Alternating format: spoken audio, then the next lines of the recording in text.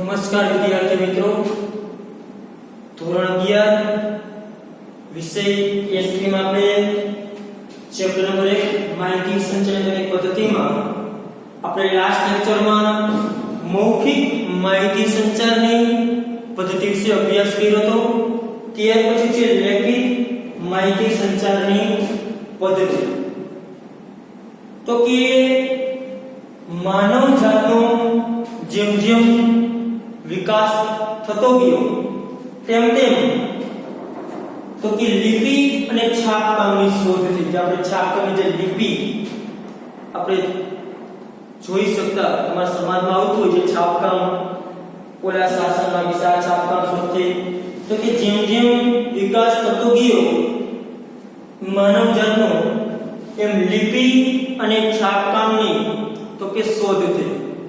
છાપકામ કરતા, છાપીને ચિત્રો બનાવે, અમુક લિપિ શોધ સંશોધન થઈ જે તે ભાષાને અનુરૂપ. તો કે જેના કારણે લેખિત માહિતી સંચારની પદ્ધતિનો વિકાસ. હવે લોકો લખતા છે. આદિ માનવ ખાલી બોલી અને પોતાનું જીવન ગુજારે. પછી લોકોએ ધીમે ધીમે નિશાનીઓ, લિપિ, છાપકામ આવી ધીમે ધીમે શોધ થતી ગઈ, જેના કારણે લેખિત માહિતી સંચાર જે છે, જે બીજી પદ્ધતિ એનો વિકાસ છે. કે અક્ષર જ્ઞાન એવું, લખાણ એવું, કે છાપકામ એક પ્રકારનું લખાણ થયું. તો કે જેના કારણે તો કે લેખિત માહિતી સંચારની પદ્ધતિ તો કે જેને કહેવાય કે બજારની અંદર જેને એનો વિકાસ થવા મળ્યો. તો કે જેને લેખિત માહિતી સંચારની પદ્ધતિ એટલે કેવી પદ્ધતિ કે જે માહિતી સંચાર લખીને કરવામાં આવતો હોય એને કેવી માહિતી સંચારની પદ્ધતિ કહેવાય છે?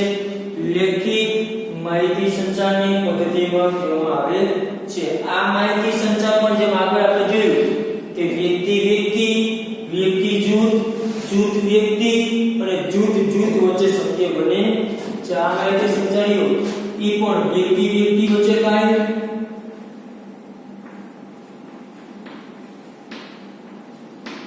વ્યક્તિ જૂથ વચ્ચે થાય,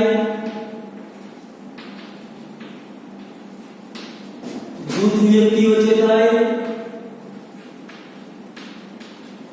અને જૂથ જૂથ વચ્ચે થાય. તો કે જે રીતે મૌખિક માહિતી સંચાર બોલીને કરવામાં આવે છે, કઈ જગ્યાએ લેખિત માહિતી સંચાર કઈ રીતે કરવામાં આવે છે?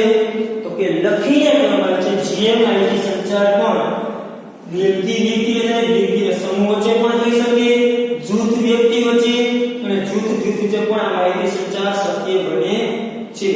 આ માહિતી સંચારના આપણે ઉદાહરણ આગળ જેને કે લેક્ચરમાં જોઈ ગયા હતા.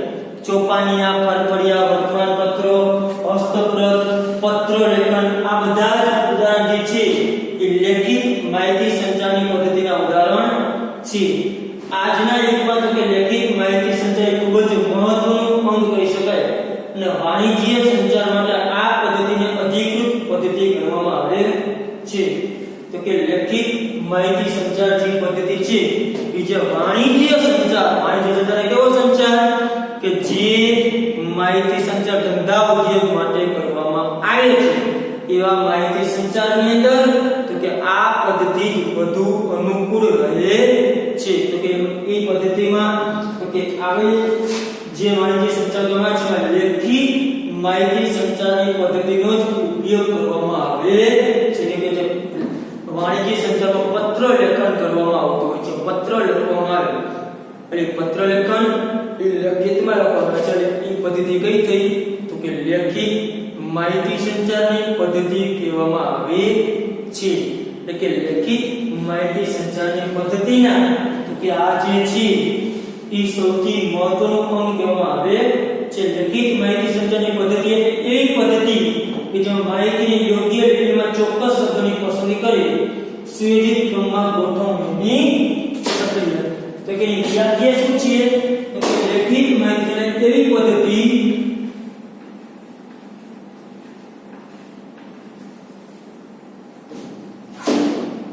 કે જેમાં માહિતી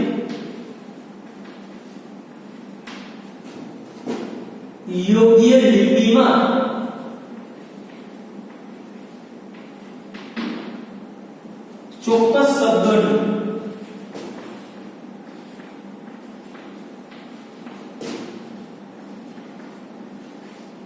શબ્દોની પસંદગી કરી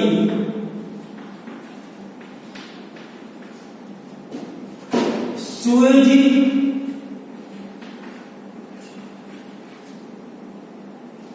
ક્રમમાં ગોઠવવાની પ્રક્રિયા.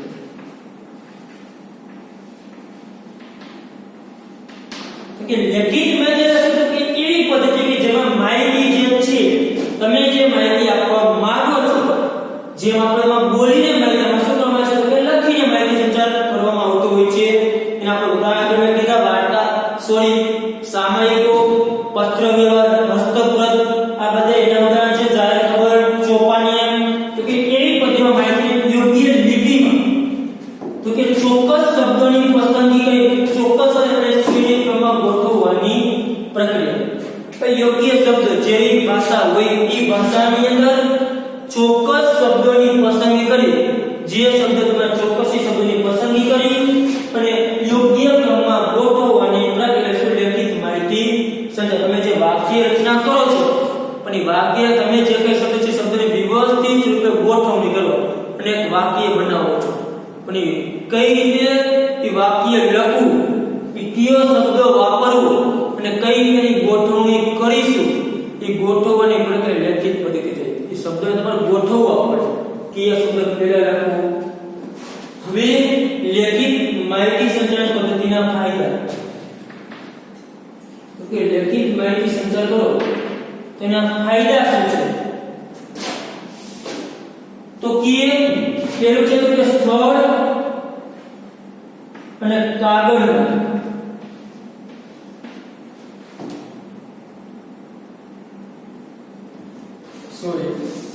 સ્થળ અને કાળના બંધન વગર. તો કે માહિતી સંચાર શક્ય બને. તો કે સ્થળ અને કાળના બંધન વગર માહિતી સંચાર કરી શકો. કોઈ પણ જગ્યાએ હોય આ માહિતી સંચાર શક્ય બને. ગમે તે કાળમાં, વર્તમાન, ભૂતકાળ, ભવિષ્ય ત્રણ કાળ આવે એટલે કોઈ પણ કાળના સ્થળ કે કાળના બંધન વગર. આપણે અહીંયા મોરબીમાં છે, આપણે માહિતી અમદાવાદમાં કરવી છે તો પણ તો કે સ્થળ મનાતો કે અલગ અલગ જગ્યાએ હોય તો પણ માહિતી સંચાર થઈ શકે. એક વ્યક્તિ મોરબી છે, એક વ્યક્તિ અમદાવાદ છે તો પણ માહિતી સંચાર થશે. બંનેનું સ્થળ કેવું છે? અલગ છે, વચ્ચે અંતર છે પણ સ્થળ અને કાગળ સોરી કાળનું બંધન નડતું નથી. કેમ કે આ કેવું છે? લેખિતમાં કરવાનું છે. ઈમેલ મોકલો, ઉદાહરણ તરીકે ઈમેલ શું છે? લેખિત છે. ઈમેલમાં જોવું પડશે કે ભાઈ સામે જોવા જોઈએ. ઈમેલ કોઈ પણ જગ્યાએ મોકલી શકો. મોરબીમાંથી તમે અમેરિકા ઈમેલ મોકલી શકો. સ્થળ અને કાંઈ ફેર ન પડે, ગમે જગ્યાએ હોય તમારી માહિતી પહોંચે. તમે જે કહેવા માંગો છો ઈમેલમાં ટાઈપિંગ કે કદાચ અમેરિકા મોકલો તો અમેરિકા જે વ્યક્તિ બેઠે એને પણ માહિતી મળી જશે તમારે. અને એ વ્યક્તિ પાછો તમે અહીંયાથી ઈમેલ કરશે જે કે તમે કીધું એનો જવાબ અહીંયાથી મોકલશે પાછો તમને મળી જશે. અને તમારા સ્થળનું કોઈ બંધન નડતું નથી. મૌખિકમાં બી પ્રત્યક્ષ હોવા જોઈએ તો જ થઈ શકે. અહીંથી બોલવું અને જેને કે અમેરિકા કે નંબર એવા આપણે ભગવાન તો થઈ નહીં તો કે એમાં નજીક હોવા જોઈએ. આમાં એવું કોઈ સ્થળનું કાળ કાંઈ બંધન નડતું નથી. કોઈ પણ જગ્યાએ હોય તમે માહિતી મોકલી શકો છો. કેમ કે આમાં તો લખી મોકલ છે. તમે જે કાંઈ લખાણ કરો એ લખાણ તમે જે કાંઈ લખેલું છે એ જે કાંઈ પત્ર હોય, ઈમેલ હોય કે જે કાંઈ બાબત હોય એ ખાલી એને શું કરવાનું થાય? મોકલવાનું થતું હોય છે. એટલે પહેલો ફાયદો એ સ્થળના બંધન વગર પણ માહિતી સંચાર શક્ય થાય. આમાં સ્થળનું કાંઈ મહત્વ રહેતું નથી. ત્યાર પછી આ પદ્ધતિમાં ભૌતિક સાધનો ઉપયોગ થતા નિઃશુલ્ક રહેતી નથી, છતાં સાથે સાથે વધુ પડતી ખર્ચાળ પણ નથી. આમાં ભૌતિક સાધનનો ઉપયોગ થાય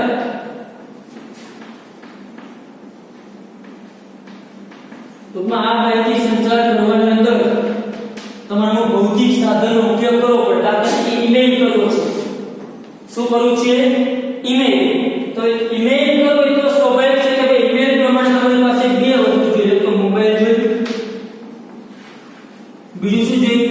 ઇન્ટરનેટ. તો કે બે વસ્તુ હોય ત્યારે તમે ઈમેલ કરી શકો. મેઈન એડ્રેસ પર જોઈએ મોબાઈલ તો કમ્પ્યુટર જે કઈ હોય તે. તો કે બે વસ્તુ ત્યારે આપણે ઈમેલ કરી શકીએ, ઈમેલ મોકલી શકીએ. સાથે ખાલી તમારી પાસે મોબાઈલ કે કમ્પ્યુટર કે ઈમેલ થઈ જાય તો કેના સાથે નેટિવ ઇન્ટરનેટ. શું જોશે તમારે? ઇન્ટરનેટ. આ સિવાય તમારી એક આઈડી જોશે, ઈમેલ આઈડી કહેવાય. એટલે એક તો સોફ્ટવેર છે એટલે તો મફતમાં બને, એના કોઈ રૂપિયા છે નહીં.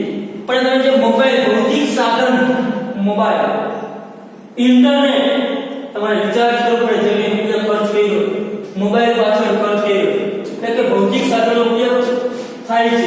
તો આમાં શું થાય? ભૌતિક સાધનનો ઉપયોગ કરે. એટલે કે આ પદ્ધતિઓ નિઃશુલ્ક નથી, મફત નથી, પણ એટલી બધી ખર્ચા પણ નથી. ઈમેલ નો કેટલો બધા ખબર તમને 5 રૂપિયા રોકડું 2 GB હતું. એટલે એટલી બધી પણ આ પદ્ધતિ ખર્ચાળ કરી શકાય નહીં. પત્રો લેખન કરો, પત્ર તો પત્રમાં કાગળ જોઈએ તો કાગળ કઈ મફત ન આવે. પેન જોઈએ તો પેન પાછળ ખર્ચ કરવો પડે, કાગળ પેન લેવું પડે, લખવું પડે, લખાણ કરવું પડે, પછી એને તમે પોસ્ટ કરો. પોસ્ટ ઓફિસ હતી તો પોસ્ટ એમાં તમે ચાર્જ ચૂકવવો પડે. પોસ્ટમાં તમે મોકલ માંગો છો તો એનો ચાર્જ ચૂકવવો 10 રૂપિયા 20 રૂપિયા જે કઈ ચાર્જ. તો પાણી પાછળ જે ભૌતિક સાધન પાછળ પણ ખર્ચ થાય છે, પણ એ ખર્ચ એટલું બધું ખર્ચા નથી કે બહુ તમને મોંઘું પડે કે એક ઈમેલ નો તમને 5 રૂપિયા ખર્ચો ન થાય. નેટ કરતા સમય બધાને ફ્રી હોય તો થોડોક જાણે કે ખર્ચ કરી શકાય. હા મફતમાં નથી. ભૌતિક તો શું થાય? મફત એમાં થાય બોલવું તો આપણી પાસે હોય, બોલવાનું આપણે મફત જ છે. પણ આ સાવ નિઃશુલ્ક છે નહીં, થોડીક જેને કે ખર્ચાળ પદ્ધતિ કહેવામાં આવે છે. ત્યાર પછી તો કે માહિતીની જાળવણી અને સાચવણી શક્ય બને. તો કે માહિતીની જાળવણી અને સાચવણી કરી શકાય છે. તો કે લેખિત કરી આપણે ઈમેલ મોકલ્યો કે પત્ર લખ્યો તો તમે જે કઈ ઈમેલ કે પત્ર કે ઈમેલ આપણા મોબાઈલમાં શું હોય? ઈમેલ મેળ આપણે સાચવણી કરી જાળવણી કરી શકીએ. પત્ર લખો તમે જે કઈ પત્ર છે તમે ઝેરોક્સ કરી શકો. ભલે એક પત્ર તમે મોકલતા એક પત્ર તમે ઝેરોક્સ કરી રાખી શકો, તમારી પાસે માહિતી સાચવી શકાય. એટલે કે લેખિત માહિતી સાચવણી જાળવણી સાચવણી કેવી છે? શક્ય છે ભાઈ. એને આપણે જાળવણી અને સાચવણી કરી શકીએ છીએ. શા કે આપણે લખેલું છે એટલે લખેલું આપણે સાચવી શકીએ. ઈમેલ મોકલી, પત્ર લખી, મેસેજ ટાઈપિંગ કરી તો મેસેજ મોકલ્યો, મેસેજ આપણે ઇનબોક્સમાં શું થયું હોય કહેલો છે તો આપણે સેવ કરી રાખી દઈએ, સાચવી શકીએ. ભવિષ્યમાં ગમે ત્યારે જરૂર ઊભી થાય કે મેસેજ આપણે વાંચી શકીએ છીએ. એટલે કે લેખિત માહિતી સંચારની જાળવણી આપણે સાચવણી શું કરી શકીએ? શક્ય છે, એટલે કે કરી શકીએ છીએ. ત્યાર પછી માહિતીની યોગ્ય ગોઠવણી જાળવણીને કારણે સંદર્ભ મેળવવો અને ટાંકવો શક્ય બને છે. કે ભાઈ જાળવણીને સાથે કે સંદર્ભ મેળવવો શક્ય બને.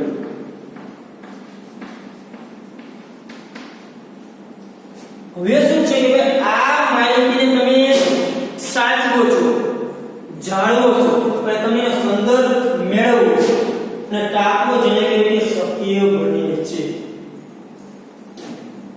અહીંયા આપણે ઈમેલ મોકલો કોઈ વ્યક્તિને, ઈમેલ મોકલો તમે ઈમેલ સાચવી રાખ્યો છે. શું કહ્યું છે આપણે? ઈમેલ મોકલો, ઈમેલ આપણા મોબાઈલની અંદર સચવાયેલો રહ્યો છે, જાળવણી સ્વરૂપે હશે. હવે એની જાળવણી કરે છે તમને ભવિષ્યમાં જોવું હોય સંદર્ભ મેળવો ઈમેલ કેને મોકલેલો હતો, આપણે ઈમેલ કેને મોકલ્યો હતો, એ સંદર્ભ મેળવવા શું થશે? મેળવી શકશે કે ભાઈ આ ઈમેલ જે છે એ આપણે આ વ્યક્તિને મોકલેલ હતો. એ આપણને ખબર પડે છે, સંદર્ભ મેળવી શકીએ છીએ અને આપણે ટાંકો તો ટાંકી શકીએ. આમ આપણે સંદર્ભની નોંધ કરી શકીએ. ઈમેલ મોકલતા તો ઉપર લખી પણ શકીએ કે આ ઈમેલ આને મોકલેલ છે એ આપણે કહી શકીએ. એટલે કે સંદર્ભ મેળવી શકાય છે. એટલે જાળવણી સાચવણી છે. એટલે તમે ઈમેલ જાળવી રાખ્યો છે, સાચવો છે, એટલે તમે જોઈ શકો છો કે આપણે કેને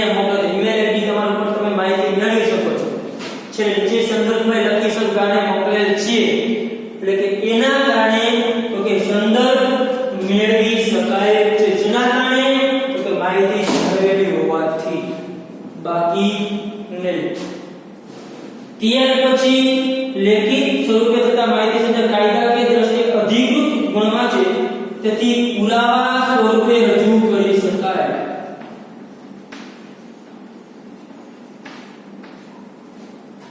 લખાણ છે, લેખિત છે, પત્ર, મેસેજ છે, જે કાંઈ એ કાયદાકીય દ્રષ્ટિએ માન્ય છે, એટલે તમે પુરાવા સ્વરૂપે તમે રજૂ કરી શકો છો, ઉપયોગ કરી શકો છો. બે વેપારીઓ એકબીજાને વાતચીત કરી હોય અને ભવિષ્યમાં કંઈ પણ પ્રશ્ન પૂછો તો પણ કે ભાઈ તમે મને આવું કીધું નથી, પણ તમે ઈમેલ કે પત્ર મોકલે છે, તો તમે પત્ર જે મોકલે છે તમે ઝેરોક્સ મૂકીને કહી શકો કે ભાઈ જો મેં તમને આ પત્ર મોકલ્યો તો બદલામાં તમે મને આવો જવાબ આપેલ હતો. એટલે ભવિષ્યમાં ગમે તે પુરાવા તરીકે પણ લેખિતમાં છે તો રજૂ કરી શકાય છે, કેમ કે લખાણ આપણી પાસે પડેલું છે. એટલે કે પુરાવા તરીકે પણ લેખિત માહિતી સંચારની પદ્ધતિ હોવાથી જે કંઈ માહિતી રજૂઆત કરવામાં આવે છે તે માહિતી સંચાર કે રજૂ કરી શકાય છે. પુરાવા સ્વરૂપે પણ તમે રજૂ કરી શકો છો. મેસેજ આપણે ટાઈપિંગ કરીએ છીએ કે મેસેજ લખેલા છે, મેસેજ આપણે દેખાડી શકીએ કે આવો જવાબ વાતચીત થયેલી છે, તમે મને આવો આવો જવાબ મોકલે છે. ત્યાર પછી તો કે લેખિત અભિવ્યક્તિ માટે પૂરતો સમય મળતો હોવાથી માહિતીની પ્રસ્તુતિ વિશે સભાનપણે પ્રયત્ન થઈ શકે છે. રજૂઆત સુધારી મતને અસરકારક અને છતીરે બનાવી શકાય છે. તો કે શું કીધું કે તમારી પાસે સમય પૂરતો હોવાથી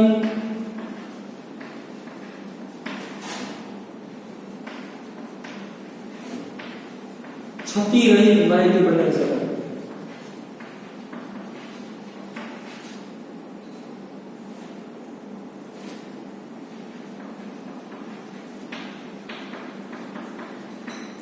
તો કે લેખિત માહિતી સંચાર આપણી પાસે પૂરતો સમય, આપણે પત્ર લખતા હોય તો તમારી પાસે સમય પૂરતો છે, ડાયરેક્ટ જ બોલવું ફરજિયાત નથી. આપણે વિચારી બોલવાનું છે, વિચારી લખવાનું છે, શું લખવું. એટલે કે આ પદ્ધતિની અંદર તો કે લેખિત માહિતી સંચારની પદ્ધતિમાં તો કે પૂરતો સમય માહિતીની પ્રસ્તુતિ છે સભાનપણે પ્રયત્ન થઈ શકે. આપણે શું રજૂઆત કરી છે, આપણે શું પ્રસ્તુત કરવા માંગી છે, આપણે શું કહેવા માંગી છે, એના માટે આપણે કેવા વાક્યની ગોઠવણી કરવી, એ જેને કે નિરાંતે આપણે વિચાર કરી શકીએ છીએ. અને આ જે તમે રજૂઆતમાં કંઈ પણ સુધારો કરી એને વ્યવસ્થિત મઠારી અસરકારક અને છતીરહિત બનાવી શકાય. તો કે આપણે શું રજૂ કરવા માંગી છીએ તમને ખબર પડી જાય કે આપણે આની બાબત રજૂઆત કરવાની છે. તો એના માટે તમારી પાસે સમય છે એટલે તમે વ્યવસ્થિત સ્વરૂપે વિચાર કરશો શું આપણે લખવું. જો કંઈ ભૂલ છે તમે સુધારશો કે ના આવું લખાણ નહીં આવું લખાણ લખવું છે, આ યોગ્ય લાગતું નથી. એટલે કે લખાણ જે કંઈ છે સુધારી શકશો, વ્યવસ્થિત મઠાઈ શકશો. કારણ કે મઠાવો પેલા એના બ્લોકમાં લખેલા પછી વ્યવસ્થિત સરસ રીતે લખે. એટલે કે વ્યવસ્થિત લખી એટલે કે તમે છતી રહિત કરી શકો, ભૂલ રહિત બનાવી શકાય. તો બનાવી શકાય ભૂલ રહિત માહિતી બનાવી શકાય. કે તમે વિચારી વ્યવસ્થિત રૂપે તમે લખ્યું છે, પાછું તમે જોઈ શકો કે બરાબર જ છે ને, ભૂલ છે નહીં. વ્યવસ્થિત તમે મઠારો છો, બીજી વખત તમે વ્યવસ્થિત લખો છો એટલે આ માહિતી જે મને તમે ભૂલ નહીં કરી શકો. કેમ કે લખી પછી પાછું તમે જોઈશો પણ ખરા તો ભાઈ આ માહિતીમાં કઈ ભૂલ ચૂક રહેલી છે નહીં. એટલા માટે તો કે ભૂલ રહિત બનાવી શકાય છે. ત્યાર પછી માહિતી સંચારની આ પદ્ધતિ માટે યોગ્ય વ્યક્તિની પદ્ધતિને જવાબદારી સોંપી શકે અને સંચાલન પ્રક્રિયા કોઈ ભૂલ તો થતી રહી જાય તો તે અંગે જવાબદારી જે તે વ્યક્તિ ઉપર લાગી શકાય.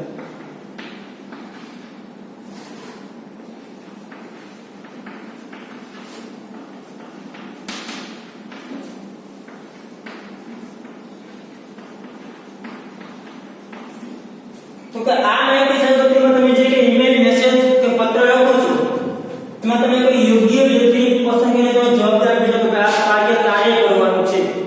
હવે એ વ્યક્તિ જે કાર્ય કરતો હોય અને માહિતી સંચારની પદ્ધતિમાં કંઈ પણ ભૂલ કે છતી રહી જાય તો એવા સંજોગોની અંદર તમે જે તે વ્યક્તિ જે જવાબદારી આપી છે એ વ્યક્તિને તમે તો કે એ જવાબદારી અંગે તમે લાગી શકો છો. એના ઉપર તમે જેને કે એ જવાબદારી